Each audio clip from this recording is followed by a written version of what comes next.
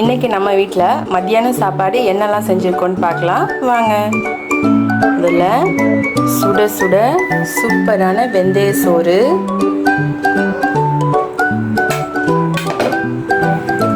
அதுக்கு தொட்டுக்கிறதுக்கு சூப்பரான மட்டன் பெரட்டு. இது சால்னா மாரி வைக்கல, சும்மா பெரட்டுனா மாதிரி வச்சிருது. மட்டன் பெரட்டல் வச்சுருக்காங்க. அப்புறம் சிக்கன் 65, அப்புறம் தயிர் பச்சடி. இதுதான் இன்னைக்கு மத்தியானம் எங்கள் வீட்டு சாப்பாடு.